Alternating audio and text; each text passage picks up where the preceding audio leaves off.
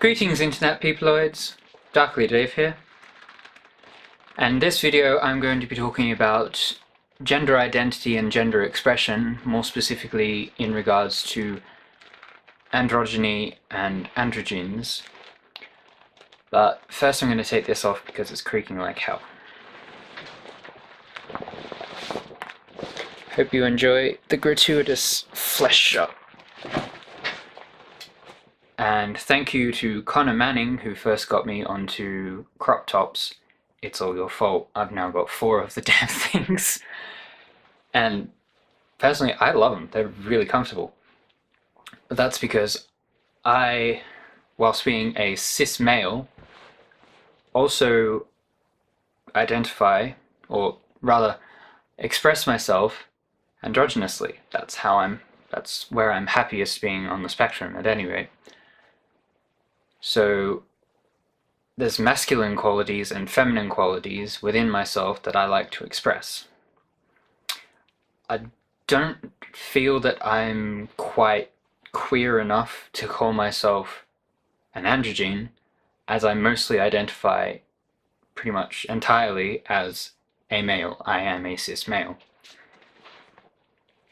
In The ABCs of LGBT by Ashley Mardell, who has an awesome channel which I will link below, and also have links to Amazon for this book.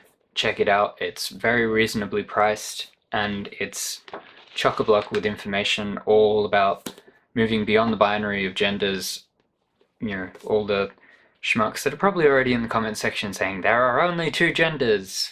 Fuck off, there's heaps of them. And there's heaps of them in different cultures, so anyway, in the cheat sheet section of the book, which is right at the beginning rather helpfully, Ash, who has spoken to people who identify this way in order to get the best idea of what their definition is rather than what people outside of their community define them as. Androgynous being possessing qualities which are traditionally associated as both masculine and feminine, neither masculine and feminine, and or in between masculine and feminine. Whereas an androgyne is a non-binary gender in which a person is both a man and a woman, neither a man or a woman, and or somewhere in between a man and a woman. So that's why I say I identify as a cis male, but like to express myself androgynously. You with me so far? Cool. The difference being, gender expression is the manifestation of one's gender, and gender identity is the identifier, or lack of identifier, someone uses to communicate how they understand their personal gender, navigate within or outside our societal gender systems, and or desire to be perceived by others. So I'm cis male, I identify as a man. Got that? Cool. But I express myself androgynously because I have feminine qualities that I also like to express. And it's not just how I dress, it's also mannerisms and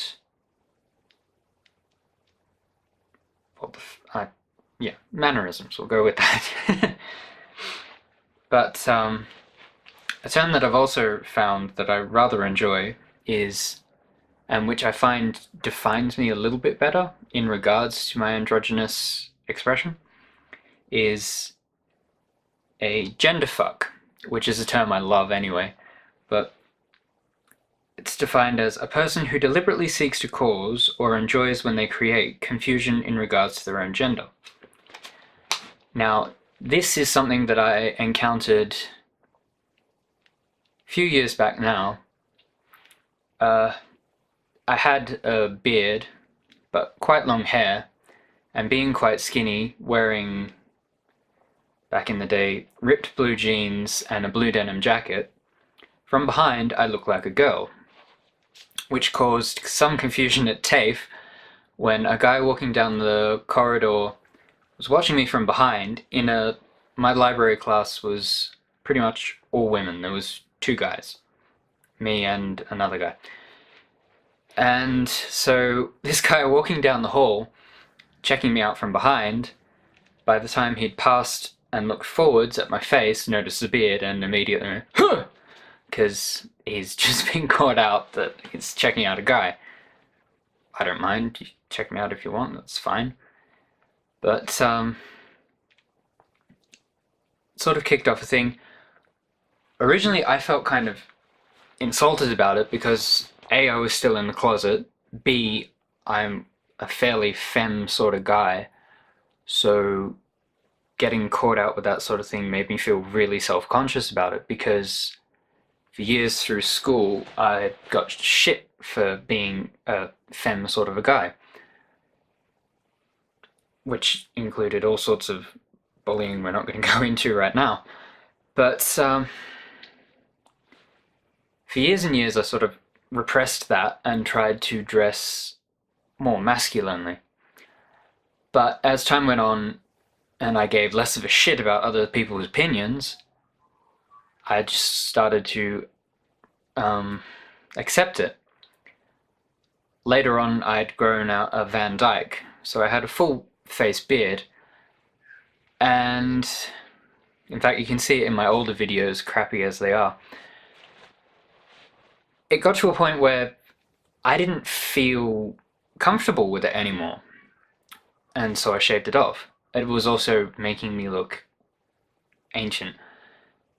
I'm 28 this year, I don't really look it, but the beard made me look in my early 30s, and this was a year and a half ago, and it looked a little bit drug dealery.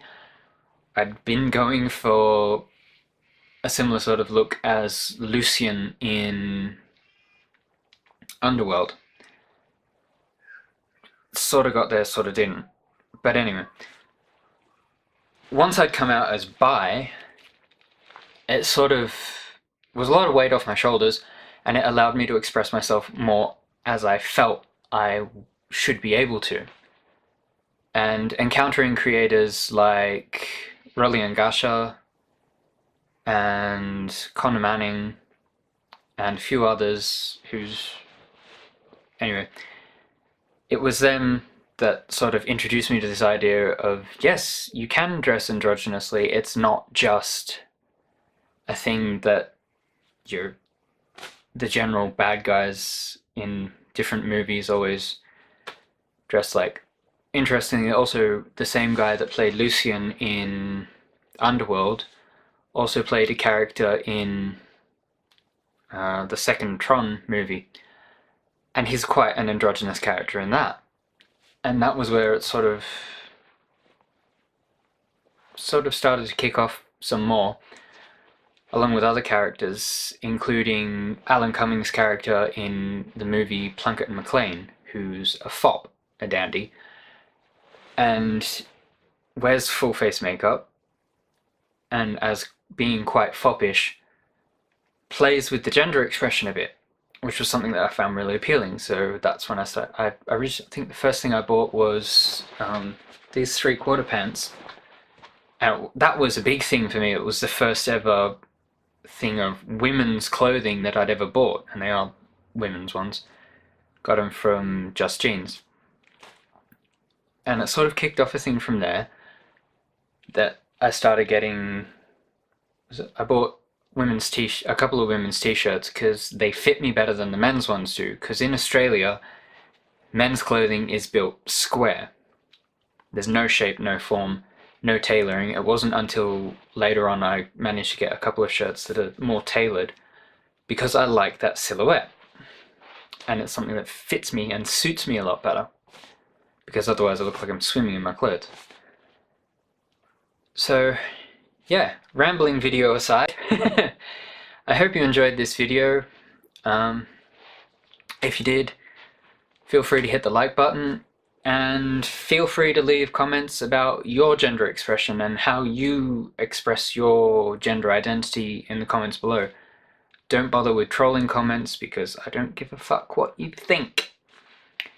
Links to other videos over there, and links to my channel, and a subscribe button that you should totally hit that subscribe button, by the way. It'll do you good. You'll be notified when I make more of these silly little videos. I've also got links to Twitter and Tumblr in the description below, and also we'll have links to Ash Hardell's channel. Thank you so much for watching. Buy the ABCs of LGBT+, and hopefully you'll see me again, maybe. Bye!